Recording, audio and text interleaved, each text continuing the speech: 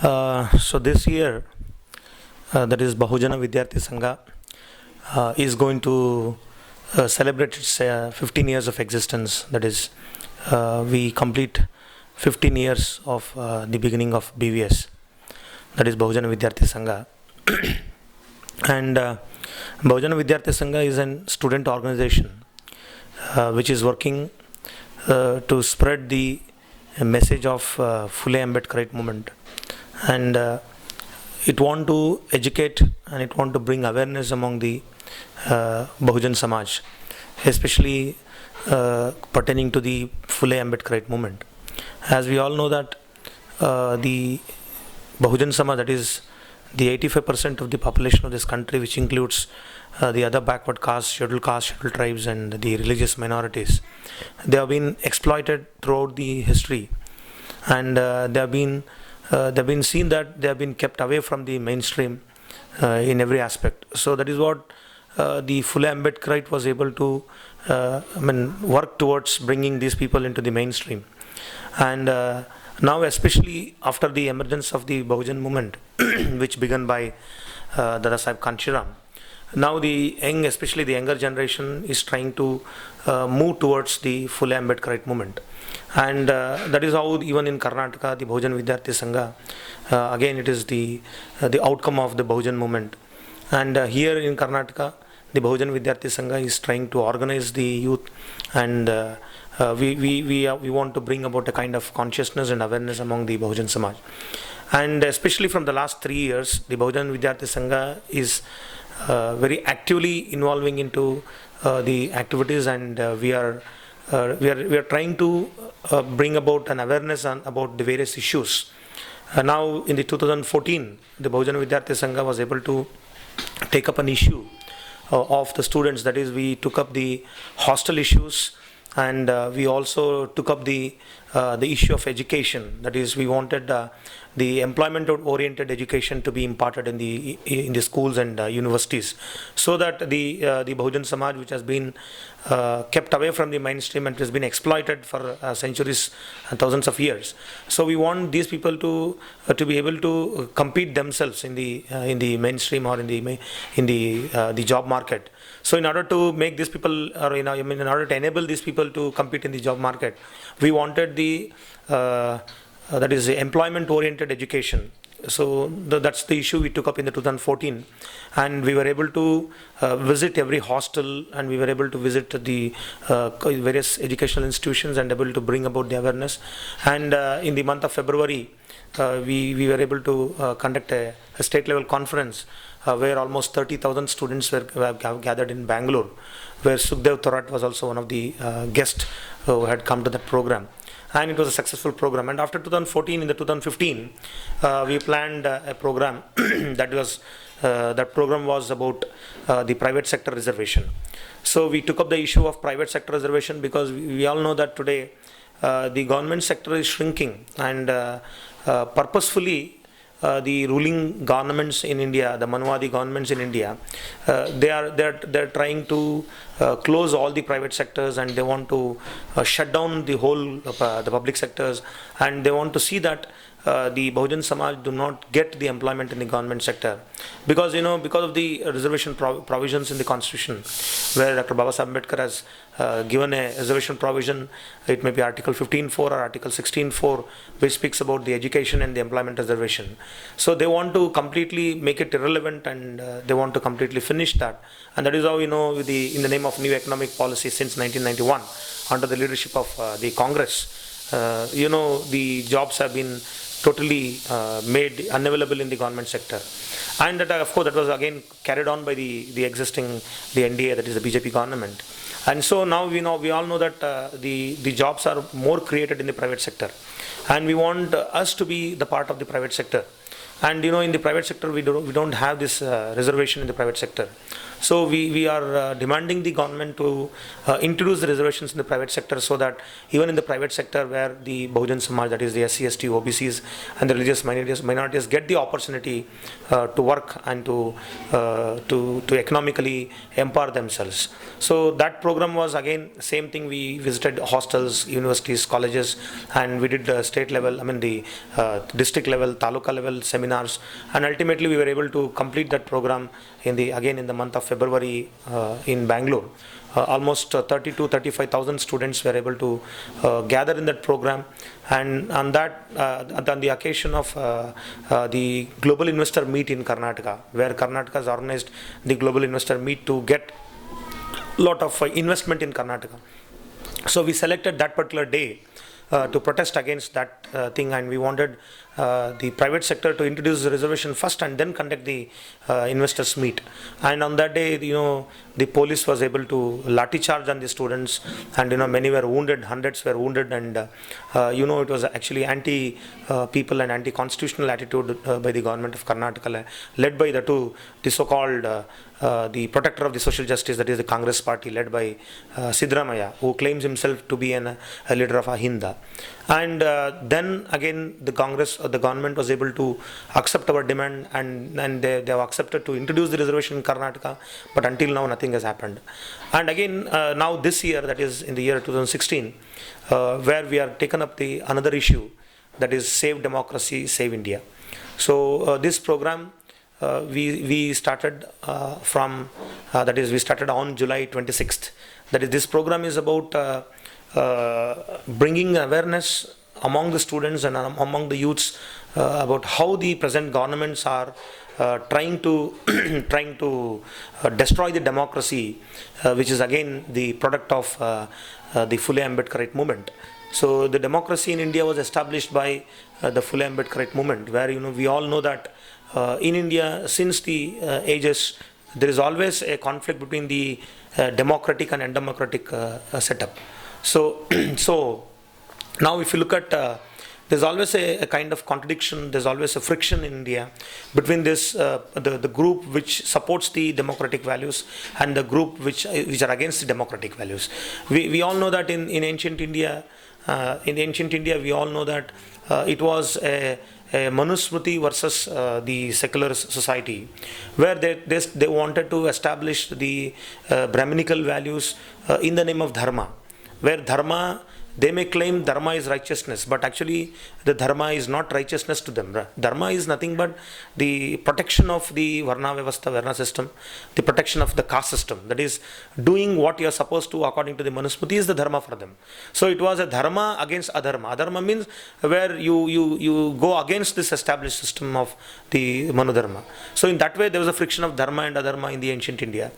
And later on in the independent India, there was a friction between these two groups, again in the name of the Swaraj and the Prajaraj. We all know that the Manuwadi leadership during the 19th and 20th century, in the name of the freedom struggle, they were able to organize the Manuwadis and they were able to bring them together under the platform of the Swarajya movement. The Swarajya movement is nothing but where they wanted to capture the political power or take back the political from the Britishers. So the movement led by the Congress is not about giving the freedom to the people. It was about getting back the power from the British to the Manuwadi, that is the upper caste leadership. But whereas at the same time, that there was another movement going on in India that was led by Phule and Ambedkar, where this Phule Ambedkarite movement was more about the Prajarajya, where they were talking about giving the power to the people, where the Phule, Shahu and Dr. Babasaheb Ambedkar and Nalvadi Krishna Jodair in Karnataka, they were talking about establishing a democracy in India, democracy in the provinces, and that is how they were able to talk about the Prajarajya, where they wanted to give the power to the people. But that is where Babasaheb Ambedkar was able to propagate an idea saying that the power should be distributed equally among all the communities of this country, because the power should not be consolidated, or the power should not be given to only one group of people or one particular community or one particular class. So in that particular context, how Phule and Ambedkarite movement was able to continuously fight for getting this Prajarajya or democracy. And that is how Babasaheb Ambedkar was successful in 1935 by getting the the universal adult franchise in the 1935 Constitution, and with that the democracy was started to be established in India, and that was the first knock on the Manuvadi kind of a attitude in India, and that was a big failure for the Manuvadis in India. And from then onwards, you find that after the post-independent India, we had another kind of a conflict between this so-called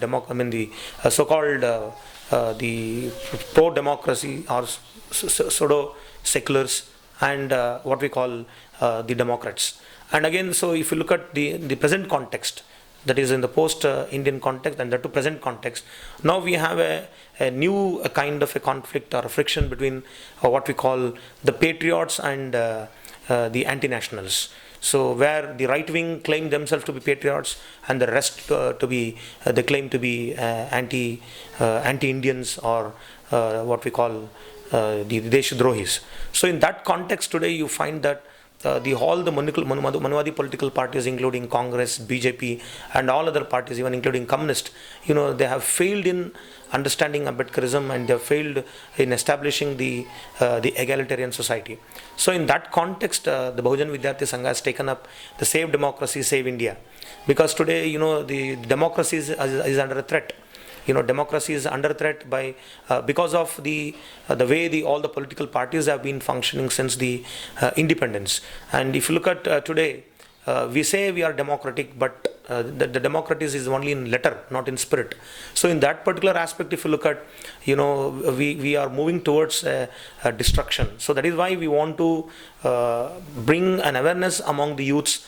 And we want the youths to revolt, we want the youths to question, we want the youths to protect the democracy, so that by protecting the democracy, we protect our country. Because, if you look at a democracy, okay. So we all know that India is a democratic state.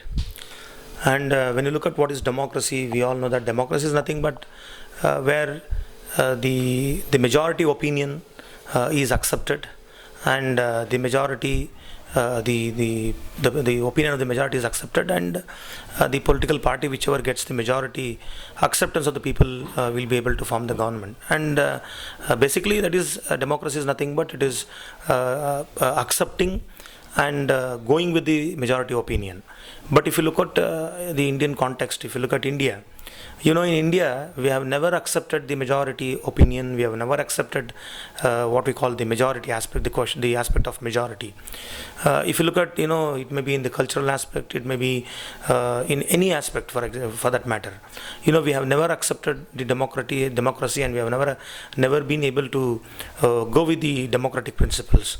Now, for example, we have the majority, the communities in India, where the food habits, the culture, and every aspect of this majority community has been always underestimated, undermined, and never been accepted. Now, whatever the culture, whatever the habits, whatever the things which has been propagated by the minority communities, the upper caste minorities, that has been projected as the so-called Indian culture, Indian tradition, and things like. Now, for example, if you look at, we have the national awards, like let us say the Padma Bhushan, Padma Vibhushan, Bharat Ratna, all these awards. And if you look at the whole history of these awards, if you look at whom they have given, if you look at, for example, the music, if you look at the musicians, the people, maybe oddly not even 1% will be able to listen to the music, like it may be a flute, it may be a sitar, it may be a tabla, it may be any kind of the instruments or vocal instruments where the Manuvadis play, that have been given. But if you look at the indigenous instruments, like what we call in Karnataka, we call tamate, we call dolu, and all these things, that where you find crores of people listen to that, and everyone want to dance to that tune, and everyone want to continue and listen that music again and again. But if you look at to whom the awards have been given, not even a single award has been given to anybody who is a very good tamate player, or a very good dolu player or whatever it is. So you find these awards have been given only to the minority, the whatever the people who use, who play instruments and who sing, for example, the Carnatic music and all those things. I don't know how many people listen to this Carnatic music. I think probably even that too not more than 1%. But if you look at the indigenous, the art and the music which is developed by the indigenous communities, the Bahujan Samaj, that has been accepted, and that will be accepted by the majority people. But the government, the country never want to accept that as the Indian culture, Indian tradition, Indian music, whatever it is. So in that particular context, even for example the food habits, in India we all know that more than 80% are non-vegetarians, and only maybe 20-25% maybe the vegetarians. But you find, if you look at the moment when you talk about the non-vegetarian, you are looked down. And the moment you say you are vegetarian, you are something, you have been given more importance, you have been respected and things like. So in that particular context, you find, how far we are democratic. So the majority people who eat the non-vegetarians have been discriminated, have been looked down, and the minority people who are vegetarians have been, they have been given more importance, respected and things like.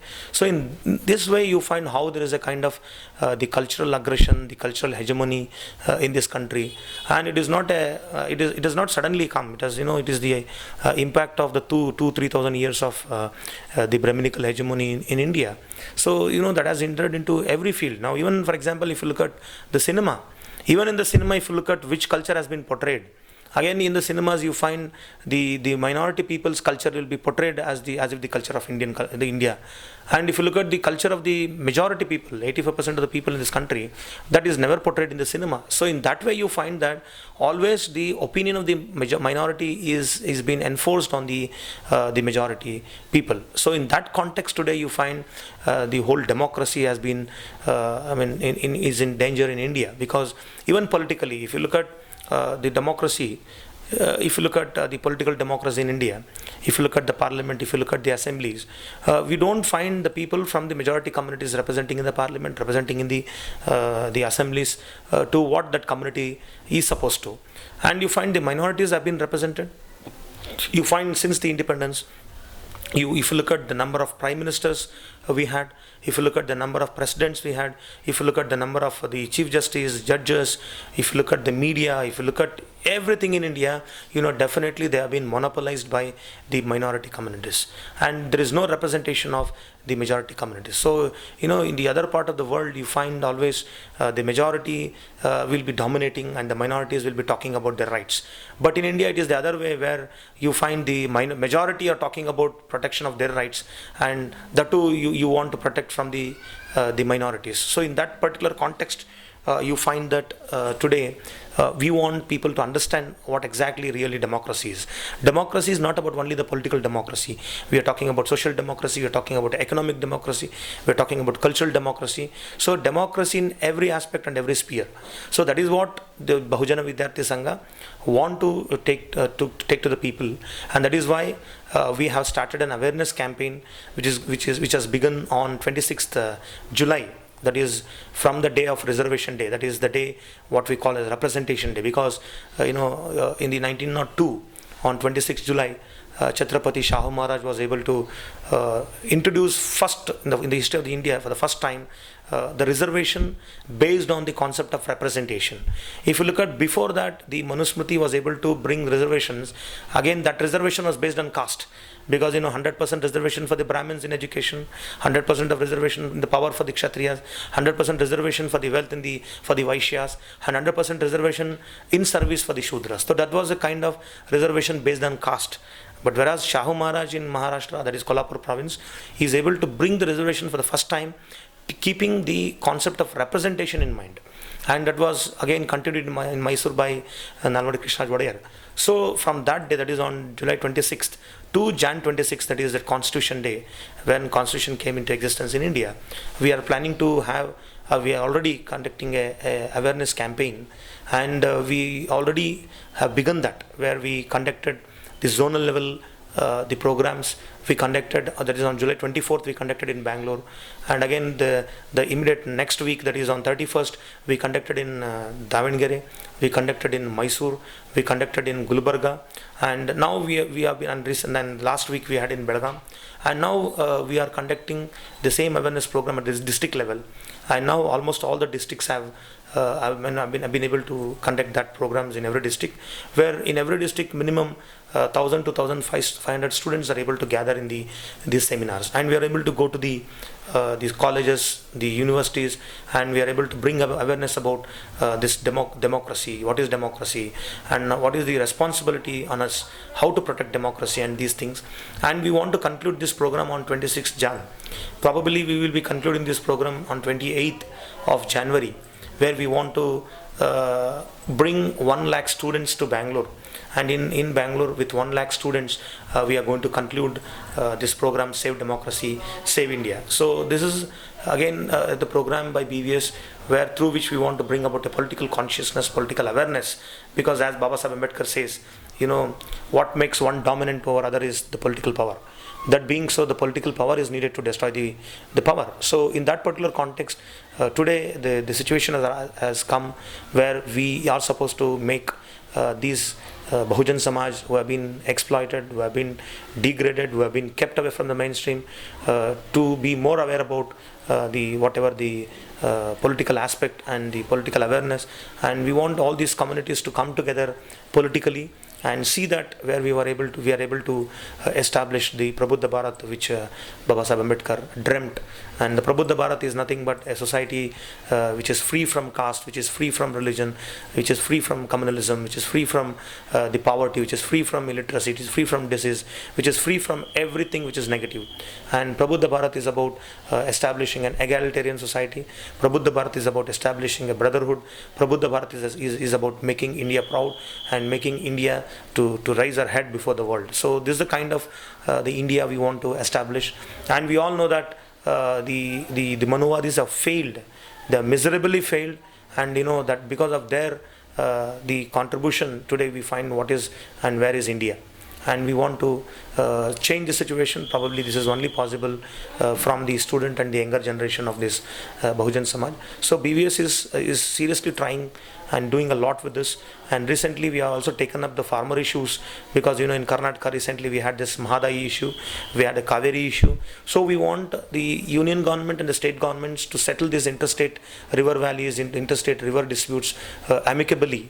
And any law courts probably cannot settle this kind of a humanitarian crisis. I think it is only possible when you have a kind of negotiations and then amicable settlements. So that is what the Bahujan Vidyarthi Sangha wants to set up what we call the farmer panchayats, instead of taking up the issues to the tribunals, to the courts and things like. So let there be a farmer panchayats, where the farmers of the whatever the states in the disputes, let them come together, let them sit together, and let them resolve the problem, and let that be sanctified by the legal sanctification be given by the governments. And the Baba Saheb Ambedkar has already given a solution about how to solve this interstate river problem, the crisis. So in that way, even Bahujan Vidyarthi Sangha is into this particular movement. And we all know that this Una movement was able to bring some kind of Dalit assertion and the Dalit consciousness. And in the same line, even in Karnataka, some people, some so-called progressive people are able to come together, and they are planning to conduct a program called Udupi Chalo. And BVS is also supporting this Udupi Chalo, where thousands of people are going to gather at the Udupi, where to protest against the saffronization, and to protest against the communalism, and to protest against the casteism, and to protest against this right-wing extremism. Because now the whole world is facing the problem of. So Bahujan Vidyarthi Sangha is also supporting a program that is Udupi Chalo. Udupi Chalo is a brainchild of the activists, Dalit activists especially. And the Dalit activists, along with the cooperation of many other progressive groups, and that is again BVS is also included in that. We are supporting that movement. We are planning to go to the Udupi, where recently there was a lynching of Dalits, saying that they were killing the cattle, they're slaughtering the cattle and things like. And they were also recently, there was a murder of a BJP activist who was a BJP activist and murdered by the same right-wing activists. So see, here we are not, against any individual, we are against the isms, we are against the ideology. See that Pujari, who was recently killed by the left, the right-wing activist. He was also a right-wing activist, but he was killed. See, if you look at, you can know that how dangerous this right-wing extremism is, because that right-wing extremism, it does not kill others. Ultimately, later on, it is going to kill themselves. So that is the best example recently we had. So in order to protest against these kind of the communalization and the casteism, what is happening in Bangalore especially, and Karnataka as a whole. We know that recently there is a lot of Dalit atrocities, there's a lot of the communal tensions and communal riots which happened throughout India and in Karnataka. And we have a lot of issues in the Udupi, like for example, Madesnana, which is some of the idiotic practice practiced in the, even today in the temple of Udupi. So we, in order to protest against that, in order to question against that, and in order to assert ourselves, we are planning for a Udupi Chalo, and that is going to begin on the 4th of October, and it's going to conclude in the Udupi on 8th, and where Jignesh Mevani is also going to be the part of the program, and BVS is also going to be the part of program. And so in that particular context, Bahujan Vidyarthi Sangha is able to involve into all progressive and all activities. Even for example, the Rohit Vemla issue, BVS took up a Rohit Vemla issue in a very serious way, and we were able to protest throughout the different districts of Karnataka, and even in the capital of Karnataka, Bangalore, and we were able to bring some kind of awareness again on that. And we wanted the government to take a serious steps so that the another Rohit Vemla, to stop another Rohit Vemla in making, or the killing of another individuals like Rohit. So in that particular context, the Bahujan Vidyarthi Sangha is fighting against the Manuwadi system and Manuwadi ideology. So where the BVS is against casteism, is against communalism, is against capitalism. So is against every aspect which is against the human dignity and humanism. So in that context, Bahujan Vidyarthi Sangha is working. And in Karnataka right now, the Bahujan Vidyarthi Sangha is the largest and the number one student organization, and we are proud to say that we are number one student organization, and it is the most proactive organization in Karnataka. And now many people want to join us, and now many progressive thinkers, progressive writers, progressive people are identifying with us, supporting us, and many actors are supporting us. So in that context, Bahujan Vidyarthi Sangha he wants to take Baba Saheb Ambedkar movement to a logical end, and definitely we are going to do that. We will take Baba Saheb Ambedkar's movement to a logical end, and see and prove that. And now the Bahujan, that is youth, the Bahujan students cannot be fooled anymore. You cannot fool us anymore in the name of secularism. You cannot fool us anymore in the name of nationalism. You cannot fool us anymore in the name of any isms now, because we know that the liberation path before us is only Ambedkarism. So that is Phule Ambedkarism. So the Phule Ambedkarism is the only liberation path, and it is the only path which we want to move and which we want to walk ahead. And definitely the success will be with us, and we are going to work towards realizing the goals and dreams of Baba Saheb Ambedkar. With this being created, that always Dalits and Muslims are opposite. Yes. Yes. And the another important thing I think we have to understand is that especially our Honorable Prime Minister Narendra Modi becoming the head of the government, that is the Prime Minister, you find that there is a huge communalization and the saffronization of education and saffronization of everything. And today, they are entering into our even the private helms, like even the government want to decide what we want to eat, what we want to wear, what we want to speak, what we should not speak, what we should not eat. So even the right wing activists and the right wing politics want to interfere into our what we call the personal life. And through that, it's nothing but it's a negation of the democratic values, it's a negation of the democracy, it's a negation of the constitution, and it is going against the constitution. See, if you're anti-constitution, it's nothing but you're anti-national. So it is you rather than us who are more anti-national. So we are always for the nation, we are always for the society, because you are asking us that we should not eat beef, we should not do that, we should not do this, we should not accept that, we should accept this. So you are only talking about the do's and don'ts. And again, I take up a open challenge, I put an open challenge to the BJP. You claim that you want to protect your Gomata, the cow, and you want the Dalits, the Muslims, to stop eating beef. So now I put an open challenge to the Narendra Modi, the Prime Minister of India.